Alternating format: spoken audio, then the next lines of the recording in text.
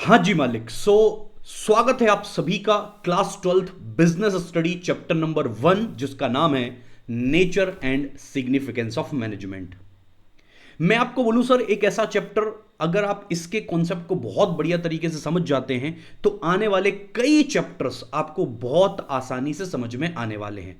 तो in simple word I simply want to say that कि sir, आप इस चैप्टर को कॉन्सेप्चुअली बहुत अच्छे से समझिए। अगर आपके मैनेजमेंट के कॉन्सेप्ट क्लियर हो गए तो सर बहुत सारे चैप्टर्स ऐसे हैं जो बहुत आसानी से समझ में आने लगेंगे। लाइक चैप्टर नंबर 2 क्या है sir? Principles of management. Sir management के जितने भी फंक्शंस हैं कौन कौन से sir? Planning, organising, staffing, directing, controlling. These are the 5 functions of management. तो अगर मैनेजमेंट समझ में आएगा तो ये फंक्शन समझ में आएंगे। उसके बाद फाइनेंशियल मैनेजमेंट, उसके बाद मार्केटिंग मैनेजमेंट। तो in short sir, there are so many chapters of your syllabus जो डिपेंड करते हैं बेटा एक शब्द के ऊपर जिसका नाम है मैनेजमेंट। इसीलिए आज जो इस सिलेबस की शुरुआत है बेटा, मैं आपके बिल्कुल वेरी फर्स्ट चैप्टर से कर रहा हूं ताकि हम एक बार कॉन्सेप्ट को बहुत अच्छे से बिल्ड कर लें। एक बार अगर कॉन्सेप्ट बहुत स्ट्रांग हो गए, बहुत शानदार हो गए, तो सर फिर सिलेबस को समझने में, चैप्टर्स को समझने में बहुत आसानी होने वाली है। तो चले सर, स्वागत है सभी का chapter number 1 nature and significance of management. अब सबसे पहले और सबसे ज्यादा जरूरी जो है वो है sir, what is the meaning of management. हम हर एक कॉन्सेप्ट को बेटा दो तरीके से समझेंगे। पहले तो आमतौर की जो जिंदगी होती है उसके हिसाब से समझें, बोले तो लेमैन लैंग्वेज में। उसके बाद हम बिजनेस स्टडी की लैंग्वेज भी उठा लेंगे। मैं आपको ऐसे बोल रहा हूं सर, आज से अपन एक गोल सेट करते हैं कि भैया क्लास 12th के अंदर जो भी आपको परसेंटेज चाहिए वो आपका क्या है सर? गोल है। अब क्या परसेंटेज आपको क्लास 12th में चाहिए है वो आप मुझे कमेंट बॉक्स में ज़रूर बताइएगा। बट मैं मेरे साइड से लिख लेता हूं सर 95%। मुझे क्लास 12th के अंदर स्कोर करना है सर 95%। अब ये मेरा क्या है सर? गोल है, ये मोटिव है जिसको मैं अचीव करना चाहता हूं। अब आप खुद समझे सर कि केवल सोच लेने से तो काम होगा नहीं कि मैंने सोचा 95 चाहिए, भगवान ने बोला तथास्तु और मिल गया। ना ना साहब, इसके लिए मुझे मेहनत करनी पड़ेगी, मुझे हार्डवर्क करना पड़ेगा। और मैं बोलूं सर, मेहनत और हार्डवर्क भी ऐसा तो है नहीं कि आज मैंने 24 घंटे पढ़ लिए, आज मैंने 18 घंटे पढ़ लिए तो काम हो जाएगा। नहीं सर, मुझे मेहनत करनी पड़ेगी, मुझे एफर्ट डालने पड़ेंगे और वो भी कॉन्टिन्यूस बेसिस पर डालने पड़ेंगे। तो इन शॉर्ट, मुझे सर इस गोल को अचीव करने के लिए ना सर कुछ ऐसे रूटीन स्टेप्स हैं जिनको मुझे फॉलो करना पड़ेगा। डेली बेसिस पर पढ़ना पड़ेगा, रिवीजन करने पड़ेंगे, टेस्ट लिखने पड़ेंगे। मतलब एक आपको रूटीन स्टेप्स फॉलो करने पड़ेंगे जिसको हम क्या बोलते हैं सर?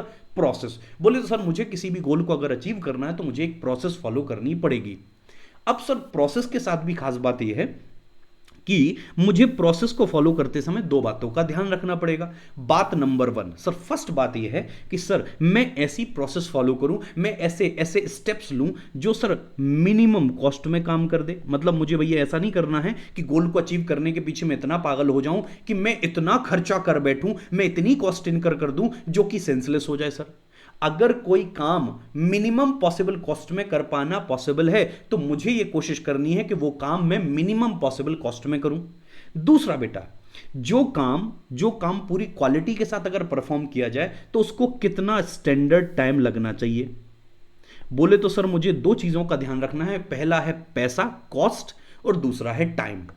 भैया दिया गया काम दिए गए समय में खत्म करने का, तो मुझे सर एक गोल को अचीव करने के लिए एक प्रोसेस फॉलो करनी है।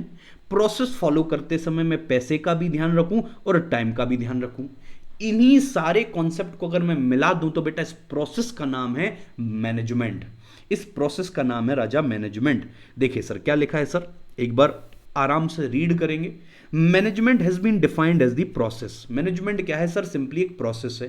सर किस चीज की process sir? Sir getting things done, काम को करने की प्रोसेस है। सर काम क्यों कर रहे हैं? क्योंकि हमने गोल अचीव करना है। और केवल गोल अचीव करने पर फोकस नहीं है सर, हम जब भी किसी गोल को अचीव करेंगे तो हमें इफेक्टिवनेस एंड एफिशिएंसी। बोले तो सर इफेक्टिवनेस का मतलब होता है जो भी काम मैं करूंगा उसमें टाइम का ध्यान रखूंगा, दिया गया काम दिए गए टाइम में खत्म करने का। जैसे भैया आपको बिजनेस स्टडी का एक पेपर सॉल्व करने के लिए, 80 मार्क्स का पेपर सॉल्व करने के लिए 3 आवर्स अलाउ होते हैं। अब कोई बच्चा अगर पूरा पेपर 3 घंटे में सॉल्व कर देता है तो उसको क्या बोलेंगे? इफेक्टिव। कोई बच्चा अगर 3 घंटे से कम में कर देता है तो भी उसको क्या बोला जाएगा भैया? इफेक्टिव। तो केवल ऐसा नहीं है कि मुझे गोल अचीव करने में फोकस करना है, गोल को तो अचीव करना है लेकिन मुझे टाइम का भी ध्यान रखना है और भैया भैया एफिशिएंसी बोले तो मिनिमम पॉसिबल कॉस्ट का भी ध्यान रखना है। जल्दी से एक बार बोलो सर, मैनेजमेंट की डेफिनेशन बेटा याद होनी चाहिए और समझ में भी आनी चाहिए। सर मैं समझ गया, मैनेजमेंट क्या है सर? एक प्रोसेस है,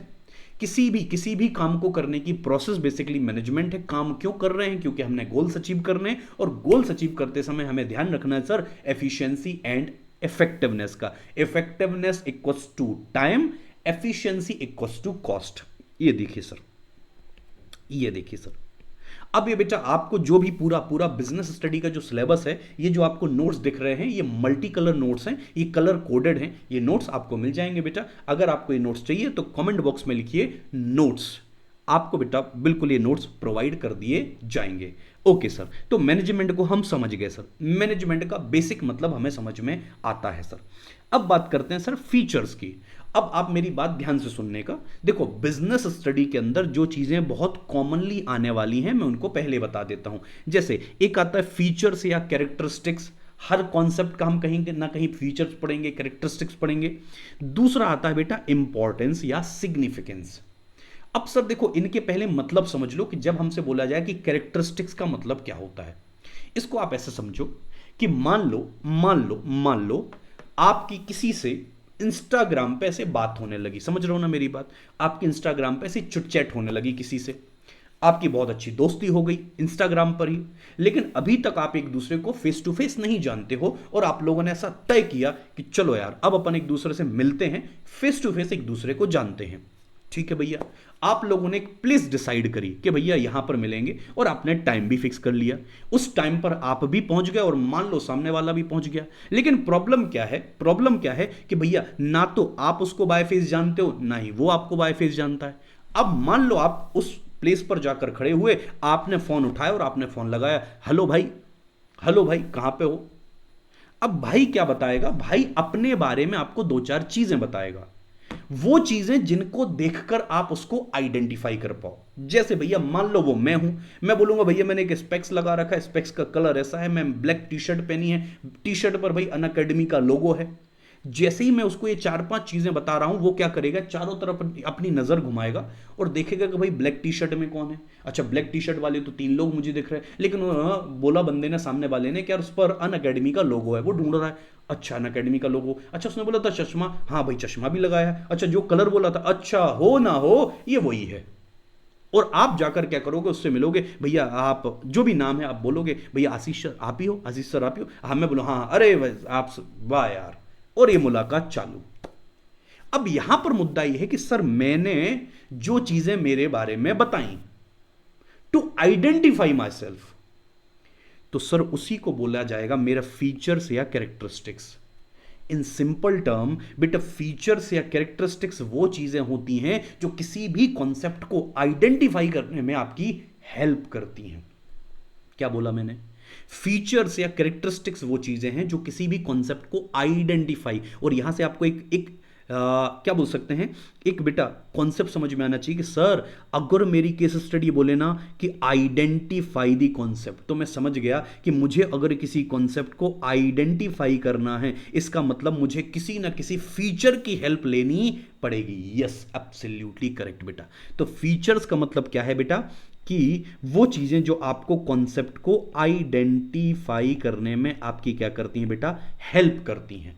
क्या समझे? अब बात करते हैं सर सिग्निफिकेंस की, इंपॉर्टेंस की। सर देखो, मैं अगर बोलूं कि मैं कौन हूं, और इसका अगर मैं जवाब दूं आपको कि मैं कौन हूं, इसका अगर मैं आपको आंसर दूं, तो मैं जो भी आंसर दूंगा वो क्या कहलाएंगे बेटा? मेरे features. On the other and आप बोलोगे सर आप कौन हो, ये तो हम समझ गए, हम आपको जानते हैं, लेकिन आप मुझे बताओ आप यहां क्यों हो? तो जो जवाब मैं दूंगा ना क्यों हूं का, वो कहलाते हैं बेटा उसके इंपॉर्टेंस या सिग्निफिकेंस। तो चलिए सर, अगर हमें मैनेजमेंट को पहचानना है तो कौन कौन सी चीजों का ध्यान रखना पड़ेगा? सबसे पहले बोला गया कि भैया मैनेजमेंट क्या है बेटा? एक गोल ओरिएंटेड प्रोसेस है। आप मुझे बताओ, अब भी हमने ऊपर समझा था कि सर एक प्रोसेस है जिससे हम गोल को अचीव करने में क्या करते हैं भैया? गोल को अचीव करने में हमारी हेल्प करती है। तो एक ऐसी प्रोसेस जो हमारे गोल, हमारे मोटिव्स को अचीव करने में हमारी हेल्प करे, मतलब उसका पूरा फोकस किस पर है बेटा? गोल के अचीवमेंट पर। तो जिस प्रोसेस का बेटा पूरा फोकस गोल के अचीवमेंट पर हो तो बेटा उसको हम गोल ओरिएंटेड प्रोसेस ही बोलेंगे। अरे भाई गोल ओरिएंटेड नहीं बोलेंगे तो फिर क्या बोलेंगे? जैसे भैया आप इस चैनल पर हो, आप यहां पर कॉमर्स के सारे सब्जेक्ट्स के वीडियोस देखोगे, सारे ज्ञान आपको यहां मिलेंगे, आपको सारी स्ट्रेटजीज कॉमर्स की यहां पर देखने को मिलेंगी हर एक सब्जेक्ट की। So this is a basically a commerce oriented channel. क्या बोला मैंने? Commerce oriented channel. क्योंकि भैया एक ऐसा चैनल है जो केवल और केवल किसकी बात करेगा? कॉमर्स रिलेटेड बात करेगा। वैसे ही मैनेजमेंट क्या है बेटा? गोल ओरिएंटेड प्रोसेस है। गोल ओरिएंटेड प्रोसेस का मतलब एक ऐसी प्रोसेस जिसका पूरा फोकस गोल के अचीवमेंट पर ही रहने वाला है। Very good. दूसरा क्या बोला बेटा? It is all pervasive. Pervasive का मतलब होता है कॉमन टू ऑल। बेटा मैनेजमेंट एक ऐसा प्रोसेस है, मैनेजमेंट एक ऐसा कॉन्सेप्ट है जो हर एक टाइप के ऑर्गेनाइजेशन की जरूरत हो, चाहे वो इकोनॉमिक ऑर्गेनाइजेशन, चाहे सोशल हो, चाहे पॉलिटिकल हो, चाहे आपका प्रॉफिट मेकिंग हो, नॉट प्रॉफिट मेकिंग हो, हर एक टाइप के ऑर्गेनाइजेशन की जरूरत है बेटा management. So management is common to all organization. That's why it is called pervasive. क्यों सर सबकी जरूरत है? क्योंकि बेटा चाहे आपका ऑर्गेनाइजेशन इकोनॉमिक हो चाहे नॉन इकोनॉमिक हो, आपके ऑर्गेनाइजेशन का कुछ ना कुछ गोल तो जरूर होगा, कुछ ना कुछ मोटिव तो जरूर होगा। और जहां मोटिव है वहां बेटा प्रोसेस है, और जहां प्रोसेस है वहां भैया मैनेजमेंट है। सिंपल। ओके मालिक। सो पहला हमने क्या बोला? गोल ओरिएंटेड प्रोसेस होता है। दूसरा क्या बोला बेटा? परवेसिव है। तीसरा क्या है बेटा? मल्टी डायमेंशनल है। क्या बोला मैंने? मल्टी डायमेंशन है। मल्टी डायमेंशन का मतलब होता है एक से ज्यादा डायरेक्शन में काम करना। तो मैनेजमेंट ऐसा नहीं है वो बेटा कि सिंगल डायरेक्शन में काम करता है, ये 3 डायरेक्शंस में काम करता है। अब कौन सी 3 डायरेक्शंस हैं ये लीजिए सर। देखो पहला होता है मैनेजमेंट है वर्क, दूसरा होता है मैनेजमेंट ऑफ पीपल, और तीसरा होता है मैनेजमेंट ऑफ ऑपरेशंस। इसको बेटा ध्यान से पढ़िएगा। देखो लैंग्वेज साथ में रीड जरूर करिए। साथ में रीड करोगे तो बेटा बहुत सारी चीजें आपको बहुत आसानी से समझ में आती जाएंगी। तो रीड मेरे साथ आपको जरूर करना है, ठीक है? इन तीनों को इसलिए भी पढ़िए बेटा एग्जाम के लिए इंपॉर्टेंट है। हर एक चैप्टर बेटा कंप्लीट होने के बाद मैं उसकी केस स्टडीज, असर्शन, रीजंस, और साथ में उस चैप्टर में से कौन से वो इंपॉर्टेंट टॉपिक्स हैं 2 या 3, मैं आपको ये भी बेटा साथ में बताता जाऊंगा। बोले तो सर अगर आप ये पूरा जो आपके एग्जाम तक बेटा मैं जो आपको नॉलेज देने वाला हूं बिजनेस स्टडी से रिलेटेड, अगर बेटा आप इसको कंटिन्यू बेसिस पर फॉलो करते हो, आप हमसे कनेक्ट रहते हो, तो आई विल मेक श्योर कि बेटा मिनिमम साइड भी अगर मैं बोलूं तो आउट ऑफ 80 बेटा 77-78 मार्क्स हम आराम से स्कोर कर सकते हैं। वी हैव एनफ टाइम, हमारे पास अच्छा खासा टाइम है, हम अच्छी स्ट्रेटजीज बनाएंगे, केस स्टडीज सॉल्व करने की क्या ट्रिक्स हैं, असर्शन रीजंस को कैसे सही कर सकते हैं, बहुत सारे बेटा मुद्दे हैं जिन पर हम और आप बात करेंगे। अभी तो ये हमारी इस जर्नी की शुरुआत है, तो बस देखते रहिए, बने रहिए। कोई भी डाउट आए टेलीग्राम की लिंक है बेटा, आप उसके थ्रू मुझे कनेक्ट कर सकते हैं, और कमेंट बॉक्स तो बेटा ऑलवेज ओपन है। मैं बिल्कुल अब बेटा हर एक कमेंट को एंटरटेन करता हूं, हर एक कमेंट को पढ़ता हूं। तो ये भैया आपकी जिम्मेदारी है। नोट्स आपको मिल जाएंगे, मैंने पहले ही आपको बता दिया है। चले सर बात करते हैं मैनेजमेंट ऑफ वर्क का क्या मतलब है सर। वो बोलते हैं सर कि देखो कोई भी ऑर्गेनाइजेशन हो एग्जिस्ट करता है कुछ ना कुछ काम करने के लिए। हाँ भैया ये तो बहुत बेसिक बात है। भैया कोई भी ऑर्गेनाइजेशन हो वो इस दुनिया में इस मार्केट में अगर एग्जिस्ट कर रहा है तो कुछ ना कुछ काम करने के लिए एग्जिस्ट कर रहा है। भैया अपन बोले अन अकेडमी क्यों एग्जिस्ट करती है, तो भैया उसका काम है, क्या काम है भाई? एजुकेशन सर्विसेज प्रोवाइड करना। बिल्कुल है, हाँ कि ना? Okay sir. Management translate this work in terms of goal. अच्छा मुझे बताओ भाई, मान लो एक ऑर्गेनाइजेशन है जिसका जिसका काम है कि वो कोई गुड्स और सर्विसेज सप्लाई करता है, करेक्ट? तो उसका काम क्या है? गुड्स और सर्विसेज सप्लाई करना। Very good. अब उनका कुछ गोल होगा कि भाई हो सकता है उनका गोल हो कि भैया इस ईयर में मुझे 10 करोड़ का क्या करना है? टर्नओवर करना। कितना टर्नओवर करना भाई? 10 करोड़ का टर्नओवर करना। आप मुझे बताओ ये 10 करोड़ का टर्नओवर उनका क्या है सर? गोल है।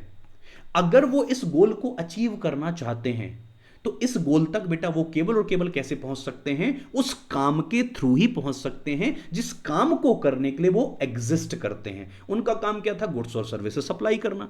अगर वो अच्छी क्वालिटी का गुड्स और सर्विसेज सप्लाई करते रहेंगे, मतलब काम करते रहेंगे, तो यही काम आगे जाकर उनको उनके गोल को अचीव करने में क्या करेगा, हेल्प करेगा। तो यही होता है बेटा मैनेजमेंट ऑफ वर्क। जिस काम को करने के लिए आप एग्जिस्ट करते हो वो काम करते रहिए, आप अपने गोल तक ऑटोमेटिकली बेटा पहुंच जाएंगे। बोलो हाँ कि हाँ, बोलो हाँ कि हाँ। जैसे अपना गोल क्या था, 95।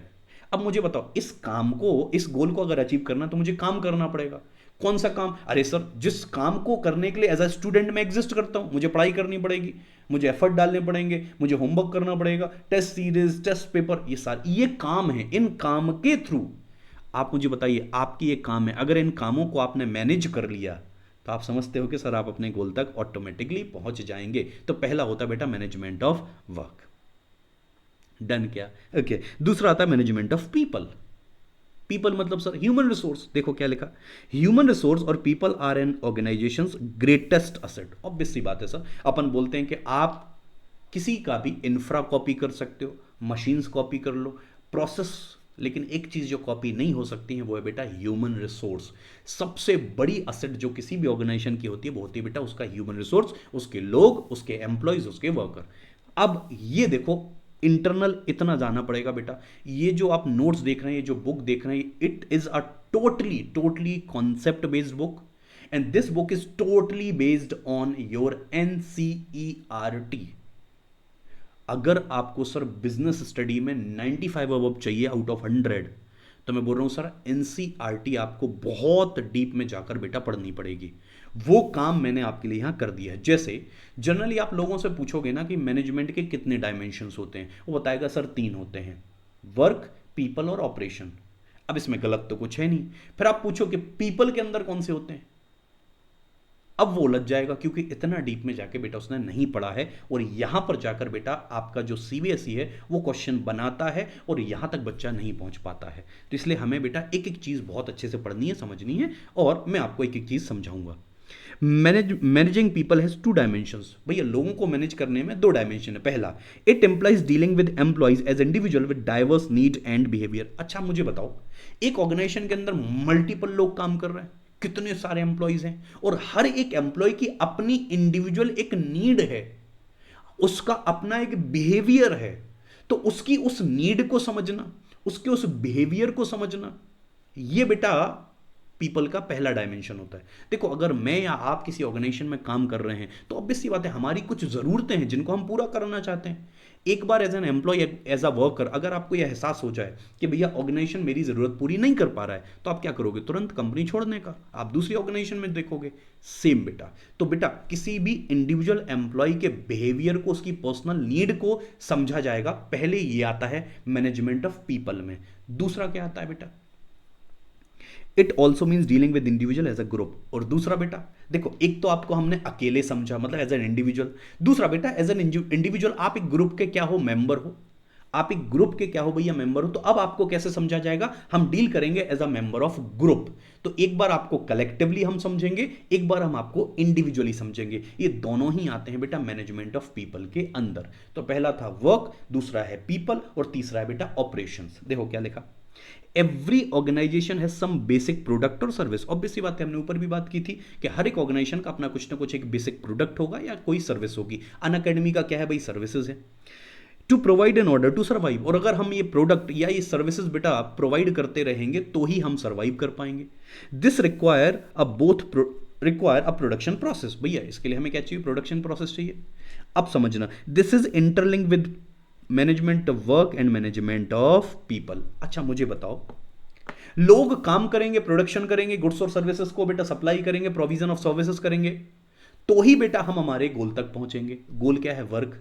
तो देखो लोगों के थ्रू हमने ऑपरेशन किया और ऑपरेशन के थ्रू हम हमारे गोल तक पहुंचेंगे। सो बेसिकली जो ऑपरेशन है बेटा वो इंटरलिंकिंग है between management of work and management of people.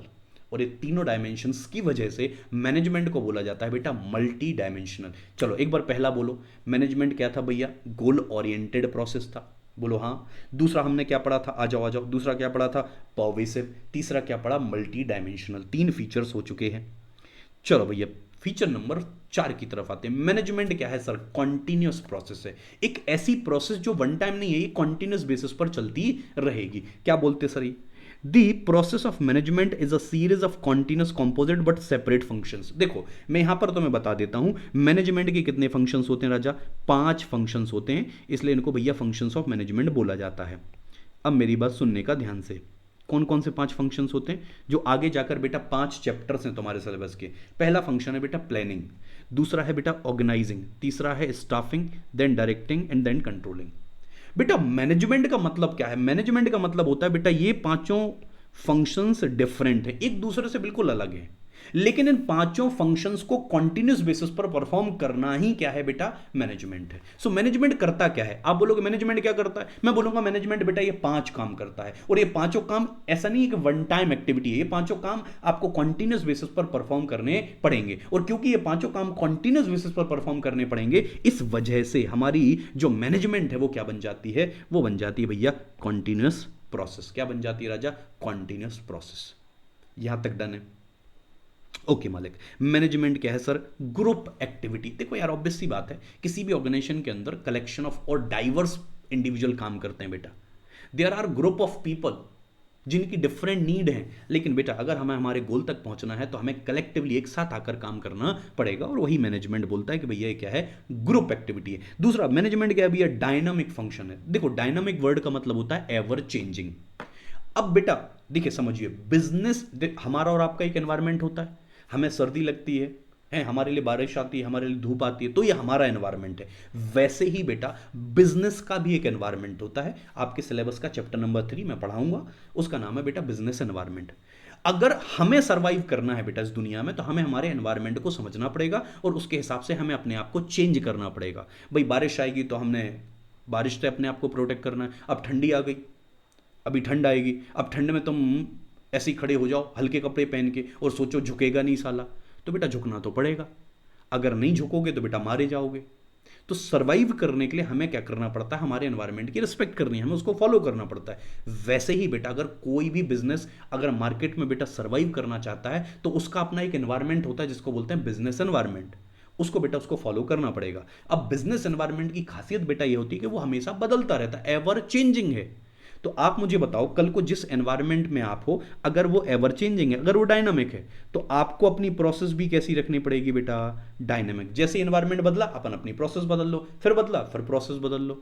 तो आपकी प्रोसेस क्या होनी चाहिए बेटा, डायनामिक होना चाहिए। और मैनेजमेंट के अंदर बेटा ये खासियत है, मैनेजमेंट क्या है बेटा, डायनामिक है। जैसे जैसे एनवायरनमेंट बदलेगा भैया प्रोसेस भी अपने आप को क्या कर देती है, बदल देती है, चेंज कर देती है। वेरी गुड, आगे बढ़ते हैं। मैनेजमेंट क्या है सर, इनटेंजिबल। देखो याद है तुमने कहीं तो 8th 9th 10th में पढ़ा होगा ना, टेंजिबल चीज़ें, इनटेंजिबल चीज़ें, जिनको हम देख सकते हैं छू सकते हैं वो टेंजिबल होती हैं, जिनको हम देख नहीं सकते छू नहीं सकते, जिनको केवल फील कर सकते हो, उनको अपन क्या बोलते थे, इनटेंजिबल। मैनेजमेंट कोई पर्सन तो है नहीं बेटा, management is a process. Management क्या है, प्रोसेस है, इसलिए भैया उसको तुम देख नहीं सकते छू नहीं सकते हो, लेकिन हाँ भैया उसको आप फील कर सकते हो। तो मैनेजमेंट क्या है सर, इनटेंजिबल फोर्स है। अब ये मेमोरी टेक्निक बेटा मैंने बनाई है चीज़ों को याद करने के लिए। अगर आपको कुछ और लगता है, आपके पास पहले से कोई है, आप उनको भी फॉलो कर सकते हो, कोई दिक्कत वाली बात नहीं है। क्या लिखा sir, MP and CG government dynamic and intangible है। रूल सिंपल ही है बेटा, जितने भी कैपिटल लेटर्स में होते हैं या कैपिटल वर्ड्स होते हैं वो बेटा अपने लिए काम के हैं, मतलब वो अपने लिए सेंसफुल हैं। बाकी सब चीज़ें केवल राइम मेंटेन करने के लिए बनाई गई हैं। जैसे एम का मतलब मल्टी डायमेंशनल, पी का मतलब परवेसिव, सी का मतलब कॉन्टिन्यूस, जी का मतलब गोल ओरिएंटेड, जी का मतलब ग्रुप एक्टिविटी। डायनामिक तो था ही और इंटेंजिबल तो था ही। इस तरीके से आप याद कर सकते हैं। तो मालिक हमने क्या समझा अभी, इसमें हमने अभी तक क्या समझा, पहला हमने समझा कि सर मैनेजमेंट होता क्या है। तो हमने और आपने ये मिलकर सीखा कि sir management is nothing, it is a process. और किस चीज की प्रोसेस है, process of getting things done with the aim of achieving goal effectively and efficiently. Effectiveness equals to time, efficiency equals to cost. चलो फिर हमने features पढ़े, goal oriented process होती है, परवेसिव होती है, मल्टी डायमेंशनल है, फिर इंटेंजिबल फोर्स है, ग्रुप एक्टिविटी है। ऐसे हमने सर इसके कुछ फीचर्स भी आपके साथ डिस्कस करें। आई होप बेटा आप सारे बच्चे गेम के अंदर हैं। चलो मालिक, यहां तक अगर कोई डाउट आएगा आपको सो प्लीज मेक श्योर आप कमेंट बॉक्स के अंदर जरूर जरूर डालिएगा। मिलते हैं बेटा अगले पार्ट के अंदर, जिसके अंदर हम बात करेंगे मैनेजमेंट के ऑब्जेक्टिव्स के बारे में, और इस पर बेटा एग्जाम में क्वेश्चन आपको जरूर देखने को मिलेगा ही मिलेगा। मिलते हैं sir, see you, thank you so much.